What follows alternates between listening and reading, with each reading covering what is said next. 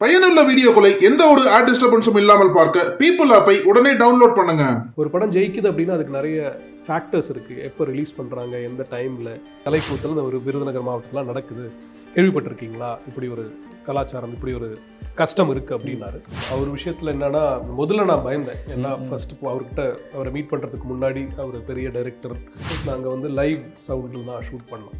So அதனால் அந்த dialogues அது எல்லாமே வந்து ஃபுல்லாக பைஹார்ட் பண்ணி, அண்ட் அஃப்கோர்ஸ் ரீடேக்ஸ் கேட்கும்போது இல்லை சார் அது கொஞ்சம் அப்படி இப்போ எப்படி பண்ணுற மட்டும் பாரு அப்படின்னா நீங்கள் பேசுகிறதுலேயே ஏதாவது ஒன்று கிடைக்கும்.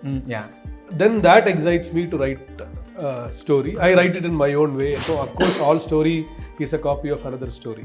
கைத்தட்ட மாட்டான், இது நமக்கு தெரியாது. அப்படி தெரியும் நினச்சி நம்ம எழுதுனா அங்கே தப்பாக தான் இருக்கும், செயற்கையாக தான் இருக்கும் அந்த script.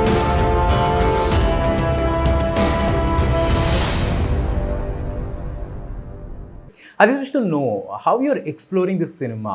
Is that through our content consuming or it's like reading a books இல்லைனா நம்ம மக்கள்கிட்ட நேரடியாக போய் அவங்களோட கதைகளை கேட்டு தெரிஞ்சுக்கிறது? ஏன்னா லென்ஸாக இருக்கலாம், மஸ்கிட்டோ சைக்காலஜியாக இருக்கலாம், தலைக்கூத்தலாக இருக்கா, it's all different platforms, different stories. So wish to know.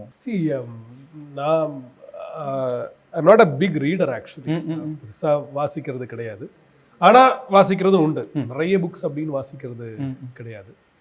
நான் வாசிக்க ஆரம்பித்ததே ஒரு ஆக்டர் ஆகணும் அப்படின்ற ஒரு பயிற்சிக்கு போகும்போது என் டீச்சர்ஸ் ஆக்டர் ஆகணும்னா லைஃப் அனுபவம் வேணும், அதுக்கு புக்கு படிச்சாகணும் அப்படின்னு சொன்னதுனால I was force to read book. But thanks to him. And அதுக்கப்புறமா சினிமா பண்ணணும், அதாவது டைரக்ட் பண்ணணும், ஸ்கிரிப்ட் எழுதணும்னு எப்போ நான் நினைக்க ஆரம்பிச்சேனோ அப்போ தான் திருப்பியும் புக்கு படிக்க ஆரம்பித்தேன். Like about screen play and இந்த மாதிரி விஷயங்கள்லாம். கதையாக எப்படி அப்படின்னா, ஏதாவது ஒன்று சடனாக நம்மளை உறுத்தும். நமக்கு அந்த ஒரு சீட் அப்படின்னு சொல்லுவோம்.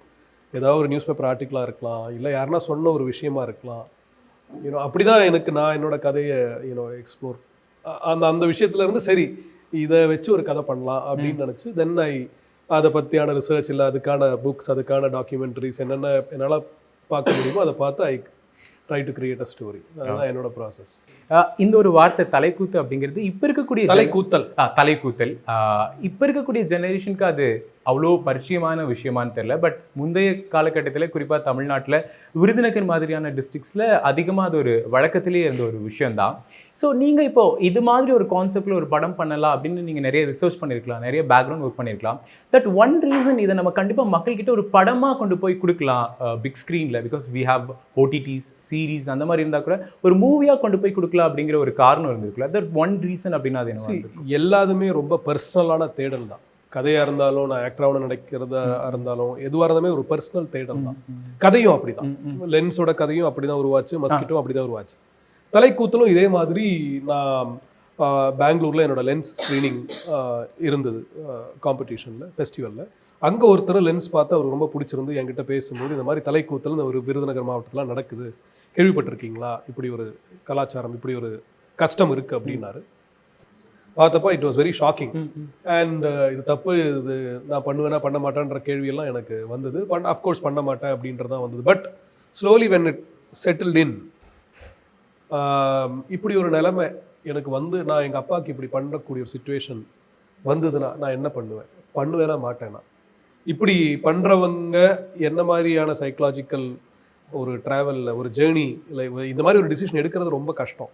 அதுவும் எனக்கு என்ன ரொம்ப ஷாக்கிங்காக இருந்தது அப்படின்னா, இது ஒரு ஆள் எடுக்கிற டிசிஷன் கிடையாது, ஒரு சமூகமாக, ஒரு ஃபேமிலி ப்ளஸ் தட் வில்லேஜ் எல்லாருமே இன்வால்வ் ஆகி தான் இந்த டிசிஷனை எடுக்கிறாங்க. Not every one, but mostly அப்படி எடுக்கிறாங்க அப்படின்றத நான் கேள்விப்பட்டேன். அதுதான் எனக்கு ரொம்ப ஷாக்கிங்காக இருந்தது. நிறைய பேர் சேர்ந்து ஒரு படுத்து கிடக்கிற ஒருத்தரை, ஓகே அவர் வாழ்ந்தது போதும், அவரோட லைஃப் இவ்வளோ தான், அவர் அனுப்பி வச்சிடலாம் அப்படின்னு ஒரு டிசிஷன் எடுக்கிறாங்களா, இந்த ஒரு ப்ராசஸ் இருக்குல்ல, தேட் வாஸ் ரியலி ஒரு மாதிரி இது மக்கள்கிட்ட கொண்டு போய் சேர்க்கணும் இந்த விஷயம். இல்லை, இது மக்களுக்கு அதெல்லாம் நான் யோசிக்கல. I only thinking about me. இது இப்படி ஒருத்தர் இதை எப்படி எக்ஸ்பீரியன்ஸ் பண்ணுவார் அப்படின்றது என்னோட கதை. அதுதான் நான் இந்த கதையில் எக்ஸ்ப்ளோர் பண்ணியிருக்கேன். அஃப்கோர்ஸ் சினிமாவாக மாறிடுச்சு, மக்கள்கிட்ட எடுத்து போகிறது நெக்ஸ்ட் ப்ராசஸ். அதுக்கு இவங்க வயநாட், சமுத்திரக்கணீஸ்வரர் அவங்கெல்லாம் ஹெல்ப் பண்ணதுனால இப்போ மக்கள்கிட்ட போக போகுது. Okay, we are waiting sir. Definitely, even we are waiting for reaction and எப்படி மக்கள் இதை எடுத்துப்பாங்க அப்படின்னு. ஒரு ட்ரைலர் ஒரு படத்தோட ரிலீஸ் ஆகுதுன்னா நிறைய ஆக்ஷன்ஸ் கட்ஸ், நிறைய பாட்டு, அந்த நிறைய கலராக அந்த கமர்ஷியல் எலமெண்ட்ஸ் அதெல்லாம் எதுவுமே இருக்காது தலைக்கூத்தில். பட் தட் மேக்ஸ் யூ திடீர்னு அப்பாவை ஞாபகப்படுத்தும், திடீர்னு அம்மாவை ஞாபகப்படுத்தும், திடீர்னு அந்த ஒரு முத்தம் நான் சொன்னேன்ல, அது நம்ம ரொம்ப மீனிங்ஃபுல்லாக இருந்துச்சு. ஸோ அந்த ஸ்கிரிப்டே நீங்கள் எழுதும்போது நிறைய விஷயங்களை சேர்த்து எழுதிருப்பீங்க. அஃப்கோர்ஸ் நிறைய நீங்கள் பார்த்த விஷயங்கள், நீங்கள் சந்தித்த மனிதர்கள் அப்படின்னு. ஸோ இந்த தலைக்கூத்தில் அவர் சொன்ன மாதிரி நிறைய ஒரு சைன் லிங்க்ஸோட கனெக்ட் ஆகும் அப்படிங்கிற மாதிரி. நீங்கள் சொல்லுங்கள், ஒரு டிரெக்டராக அது எந்த அளவுக்கு எல்லா ஆடியன்ஸையும் ஒரு தியேட்டருக்கு வந்தால் கண்டிப்பாக கனெக்ட் பண்ணும், நீங்கள் பார்க்கக்கூடிய அந்த ஒரு 2.5 மணி நேர படம் அப்படின்னா அது எப்படி இருக்கும் சார்? இந்த டீசர் பார்த்த வரைக்கும், இல்லை உச்சத்தில் வெண்ணிலவு பாட்டு பார்த்த வரைக்கும் எல்லாருமே இது ஒரு அப்பா பையனோட பாண்டிங், ஒரு எமோஷ்னலான கதை அப்படின்னு நினச்சிட்டு இருக்காங்க. இது ஆக்சுவலி அதையும் தாண்டி ஒரு கமர்ஷியல் ஃபிலிம் அப்படின்ற ஒரு ஃபார்மேட் இருக்குது. அந்த ஃபார்மேட்டை நான் பெருசாக ஃபாலோ பண்ணல. பட் ஸ்டில் ஓகே, ரொம்ப கலர்ஃபுல்லான ஒரு ட்ரீம் அண்ட் ஃபேண்டசி சீக்வன்ஸ் இந்த படத்தில் இருக்குது. அதில் தான் கதிர் வருவார். அது முழுக்க கம்ப்ளீட் லவ் ஸ்டோரி. அது இந்த கதைக்கு பேரலாக போயிட்டே இருக்கும். அது ஏன் அந்த கதை அப்படின்னா, இந்த கதை டெத்தை பற்றி. டெத்தோட opposite is creation, love. So அதனால தான் அந்த ட்ராவலோ இல்லை அந்த ஸ்டோரியோ இந்த படத்தில் இந்த கதையில் வந்திருக்கு. ஸோ படம் பார்க்குறவங்களுக்கு ஒரு முழுமையான ஒரு எக்ஸ்பீரியன்ஸ், உணர்வு ரீதியான ஒரு எக்ஸ்பீரியன்ஸ் கிடைக்கும் அப்படின்னு நான் நம்புகிறேன். படத்தை பார்த்துட்டு வெளியே வர்றவங்க டெஃபினட்டாக அவங்க அப்பாவுக்கு கால் பண்ணுவாங்க, இதே மாதிரி அவங்க அப்பாவுக்கு மொத்தம் கொடுப்பாங்க அப்படின்னு நான் நம்புகிறேன். அது நடந்துச்சுன்னா படம் ஜெயிச்சிச்சு அப்படின்றது என்னோட. நிறைய பேர் கொடுப்பாங்கன்னு நினைக்கிறேன். எல்லாம் எனக்கு டக்குன்னு பார்த்தோன்னே என் அப்பா ஞாபகம் வந்துச்சு. அதனால் மோஸ்ட் வெஸ்டர்டைல் பர்ஃபார்மர் அப்படின்னா இண்டஸ்ட்ரியில் சமுத்திரக்கனி சார் அப்படின்னு சொல்லலாம். எந்த ஒரு ரோலாக இருந்தாலும் அது கொஞ்சம் வித்தியாசமாகவே அவரோட ஸ்டைலில் பர்ஃபார்ம் பண்ணுவார். So how easy to work with Samuthirakani?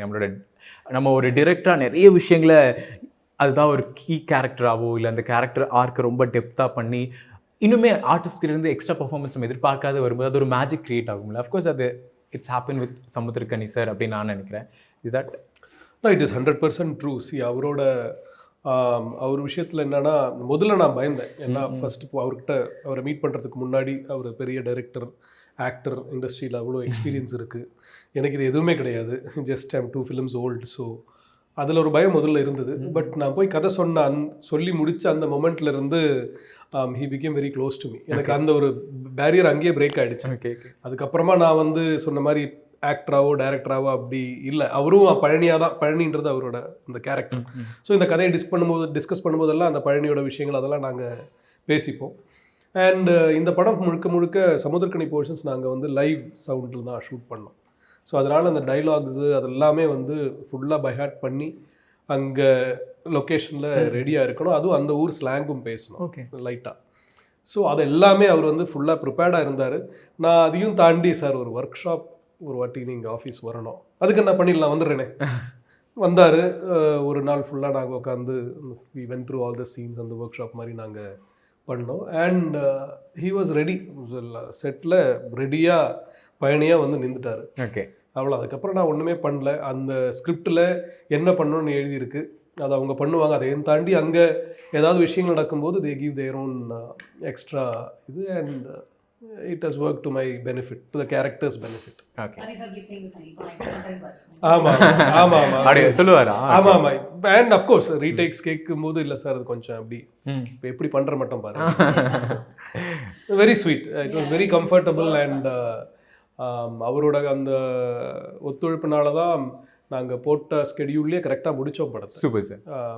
we finished the film on schedule. Okay, அது ப்ராப்ளம்லாம் பண்ணி கொடுத்துருக்கு. அது எந்த ப்ராப்ளம் ஏதோ ஒரு கண்டென்ட் டிமாண்டிங் அப்படிங்கிறது. ஏங்க, ஒரு நாளைக்கு முதல்ல ஒரு மாதத்தில் 3 படம் ரிலீஸ் ஆகும். ஆனால் இன்றைக்கி வாரத்தில் 3 படம் ரிலீஸ் ஆகுது. ஒவ்வொரு ஓடிடியும் போட்டி போட்டுட்டு நான் சீரிஸ் ரிலீஸ் பண்ணுறேன், நீ சீரிஸ் ரிலீஸ் பண்ணுறேன்னு they have more every day. அப்படிங்கும்போது ஸ்பிளிட் ஸ்க்ரீனில் ஒரு ஸ்டோரி ரிலீஸ் பண்ணுறாங்க. ஏஷியாவில் ஃபர்ஸ்ட் தமிழ் இண்டஸ்ட்ரி அப்படின்லாம் சொல்கிறாங்க.